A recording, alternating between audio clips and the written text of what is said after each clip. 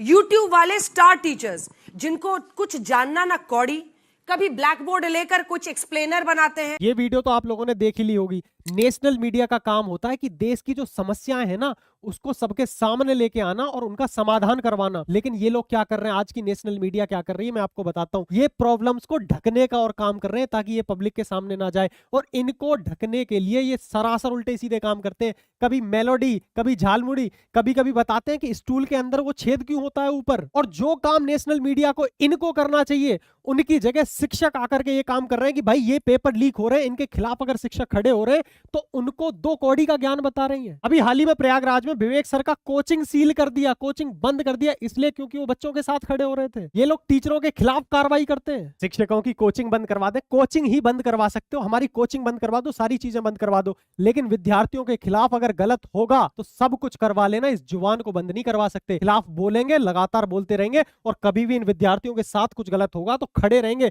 हमने दिल्ली में जाकर के लाठियां भी खाई और दोबारा खाने के लिए तैयार है। और मैं आपको बता दूं, हमने तब भी आपको सुना था टीवियों पे, ये जो जनरेशन है ये तो आपकी तरफ देखती भी नहीं है। इसी वैदिक मैथ्स में उठा करके देख लेना, भारत के इतिहास में जिनके पास कभी कोई डिग्री नहीं थी, कुछ नहीं था, उन्होंने ऐसी ऐसी चीजें वैदिक मैथ्स बना के रख दी, उनका आपने ज्ञान कैसे आंका? उनके पास तो कोई डिग्री नहीं थी। आदरणीय मैडम, जो आपका काम है आप वो काम कर लो, इन पर आवाज उठाने की बजाय इनको दबाने का काम और कर रहे हो आप। और जो टीचर्स आवाज उठा रहे हैं उनके खिलाफ कार्रवाई से लेकर के तुम दो कौड़ी का बता करके उनके कोचिंग संस्थानों को बंद करवाने की बात कर रहे हो, बिजनेस की बात कर रहे हो। हम लोग बिजनेस करते हैं, मैं आपको दिखाता हूं।